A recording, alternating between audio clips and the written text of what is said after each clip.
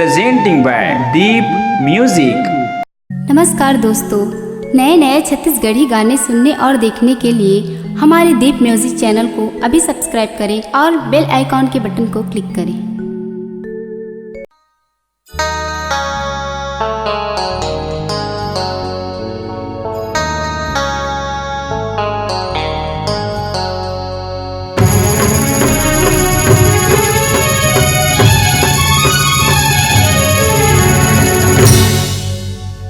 अरे साथिया तोर बिना लागे ना जिया।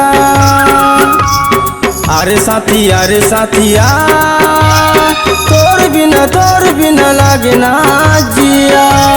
कैसे मैं बताऊं हीरा का सुनाऊं जग बेनी होगी पिया।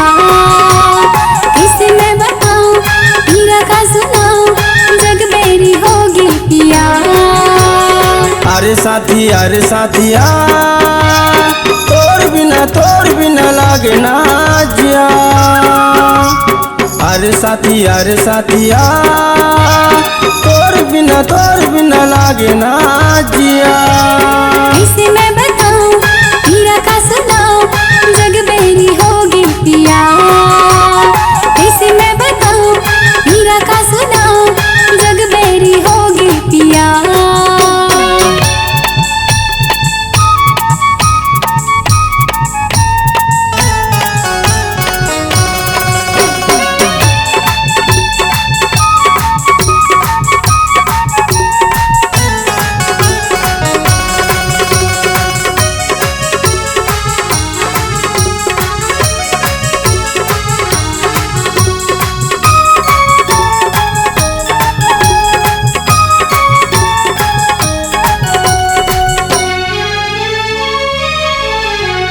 धीर देके ओना कोना मात समागे।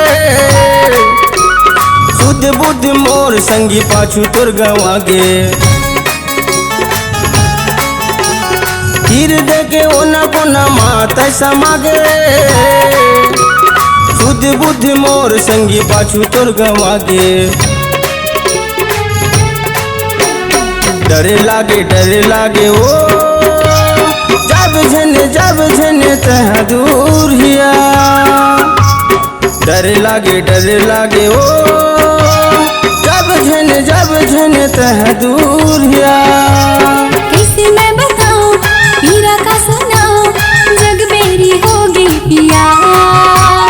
कैसे मैं बताऊं हीरा का सुनाऊं जग बेरी होगी पिया।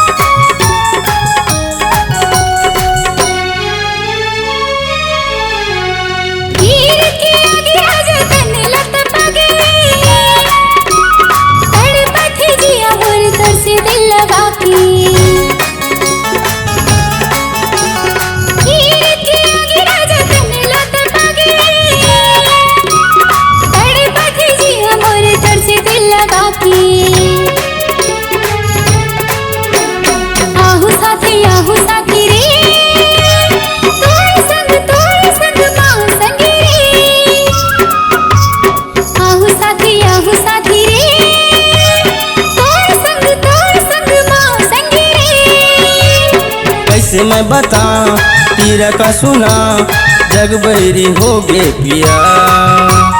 कैसे मैं बता हीरा का सुना जग बैरी हो गे पिया।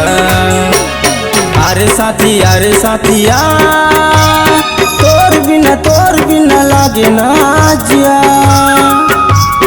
अरे साथिया तोर बिना लागे ना जिया। कैसे मैं बताऊं हीरा का सुनाऊं जग बेनी होगी पिया। कैसे मैं बता पीरा का सुना जग बैरी हो गे पिया।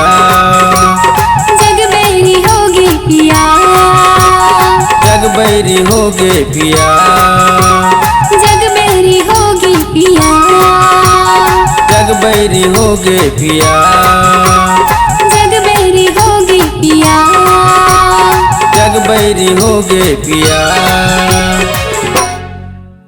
अपने आवाज एवं सुमधुर स्वर को एक नई पहचान देने के लिए चले आइए Aradhana audio recording studio, Kabir Dharmanagar, Damakheda. Mobile number 7067046464 9753451493।